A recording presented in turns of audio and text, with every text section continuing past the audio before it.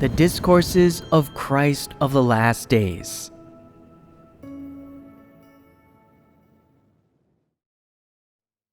Words on knowing God's work and disposition. Excerpt. All corrupt human beings have a satanic nature. They all have a satanic disposition and can betray God anywhere, anytime. Some people ask, God created humans, and they are in God's hands. Why doesn't God protect humans instead of allowing them to betray God? Isn't God almighty? This is indeed a question. What problems can you find with this? God has an almighty side and also a practical side. People could betray God without being corrupted by Satan. Humans have no subjective will of their own in terms of how they should worship God and how to renounce Satan, not associate with Satan and submit to God.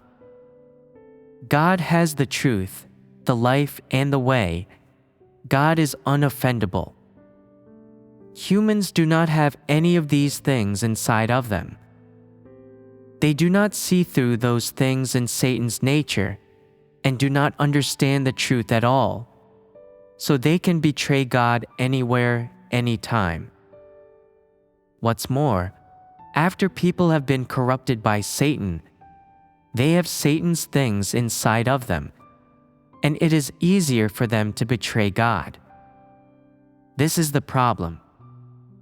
If you only see the practical side of God and not the almighty side of God, it will be easy for you to betray God and see Christ as an ordinary person, and you will not know how he can possibly deliver so many truths to save humankind. If you see only the almighty side of God and not the practical side of God, it will also be easy for you to resist God. If you do not see either side, you will be even more likely to resist God. Therefore, isn't knowing God the hardest thing in the world? The more that people know God, the more they understand God's intentions and understand that everything God does has meaning. If people have a true knowledge of God, they can achieve such results. Although God has a practical side, people can never fully know God. God is too great and wonderfully unfathomable, and people's thinking is too limited. Why is it said that man is forever an infant before God? This is what it means. When God speaks or does something, people always misunderstand.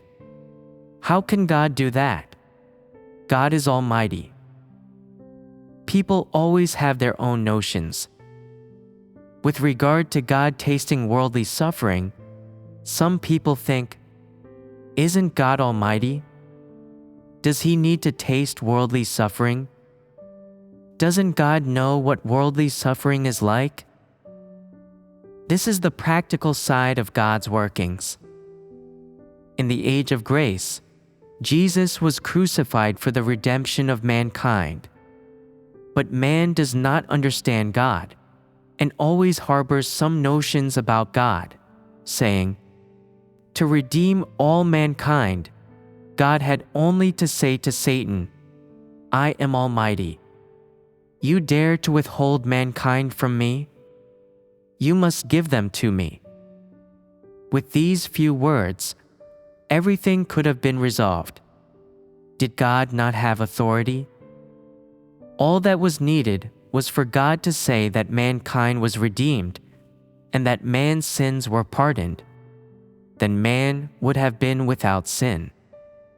Could these things not be decided by God's words?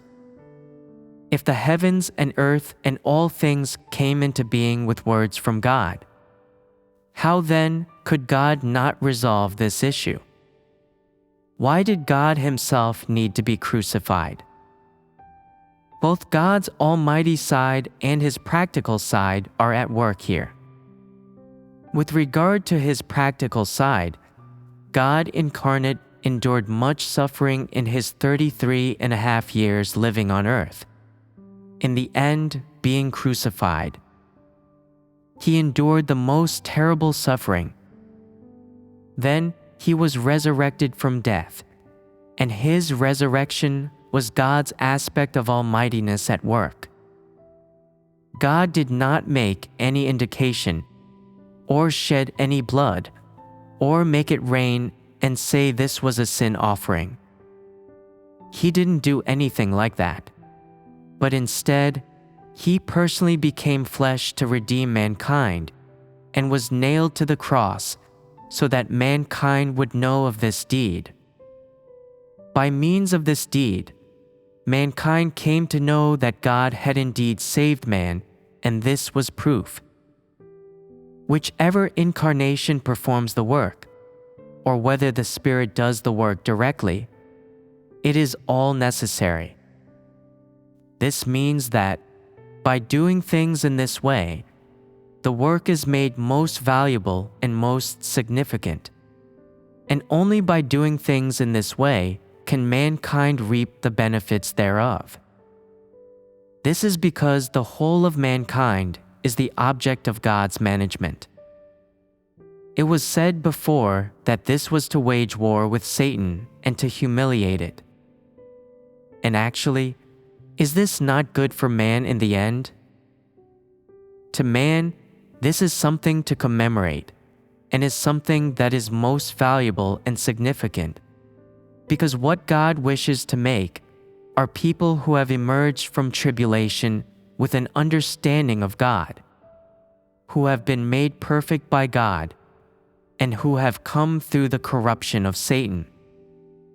Therefore, this work must surely be done in this way. The decision about which method God employs in every stage of His work is based on the needs of mankind. God's work is certainly not done using indiscriminate methods, but people have a choice and have their own notions. As with Jesus' crucifixion, people think, what has God being crucified got to do with us? They think there is no connection, but God had to be crucified in order to save mankind. Being crucified was the worst suffering of that time. Could the Spirit have been crucified? The Spirit could not be crucified and could not be a prefiguration of God, much less shed blood and die. Only the incarnation could be crucified.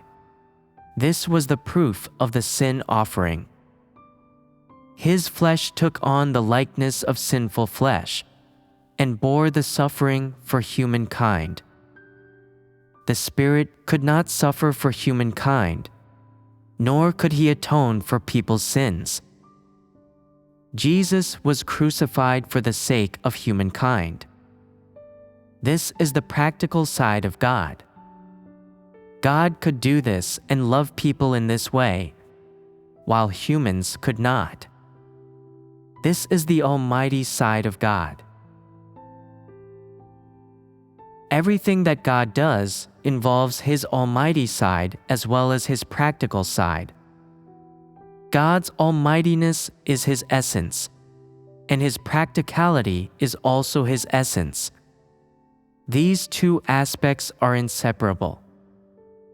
God's doing of deeds in a real practical manner is His practical aspect at work, and that He can work this way also shows His almighty aspect.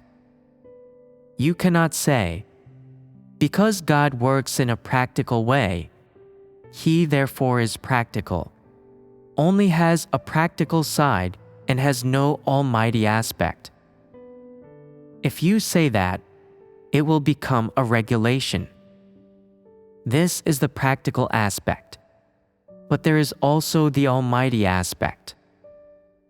Anything God does contains both of these aspects, His almightiness and His practicality, and it is all done based on His essence. It is an expression of His disposition as well as a revelation of His essence and what He is. People think that, in the age of grace, God was mercy and love, but He still had His wrath and His judgment. God's cursing of the Pharisees and of all the Jews, was this not His wrath and righteousness?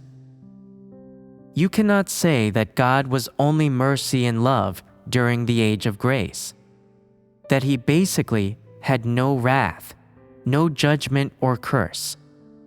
To say this shows people's lack of understanding of the work of God. God's work in the age of grace was all an expression of His disposition. Everything God did that man could see was to prove that He Himself is God and that He is almighty, to prove that He Himself has the essence of God. Does God's work of judgment and chastisement during this present stage mean that He has no mercy or love? No. If you summarize the essence of God in just one sentence or one statement, you are too arrogant and self-righteous, foolish and ignorant, and it shows that you do not know God.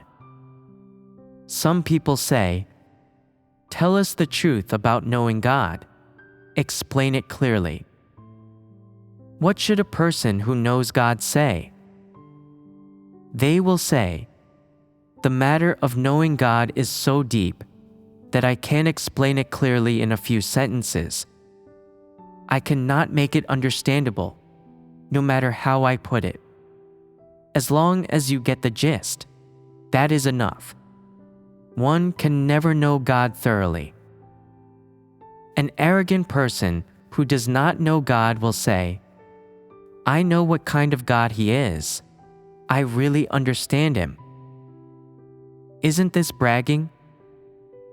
Anyone who says this is arrogant in the extreme. There are some things that, if people do not experience and have not seen some facts, they cannot really know or experience, so they feel that knowledge of God is quite abstract. People who do not know only hear a kind of statement. They understand its logic, but do not know it. Just because you do not know it does not mean that it is not the truth. It seems abstract to those who have no experience, but it is, in fact, not abstract. If a person really has experience, they will be able to match the words of God to their appropriate contexts and apply them and put them into practice. This is what understanding the truth is. Can you understand the truth if you only listen to the literal meaning of God's words, but have no practical understanding? You must put them into practice and experience them. It is not an easy thing to understand the truth. God redeemed all of humankind in the age of grace. This is God's almighty side, and His almightiness includes all His practical work. By doing His work to conquer people, all people fall down before God and can accept Him. If people speak of God's almightiness and practicality independently of each other, they will not be able to understand them thoroughly. To know God, you must combine your knowledge of His two aspects of almightiness and practicality. Only then can you achieve results. God's ability to do His work actually and practically, and to cleanse and resolve the corruption of humanity by expressing the truth, as well as His being able to directly lead people, these things show God's practical side. God expresses His own disposition in what He is, and whatever work humans cannot do, He can do. In this can be seen God's almighty side. God carries the authority to bring what He says into existence, to make His commands stand firm, and to have what He says be done. While God speaks, His almightiness is revealed. God holds sovereignty over all things, maneuvers Satan to render service for Him, arranges environments to test and refine people, and purify and transform their dispositions.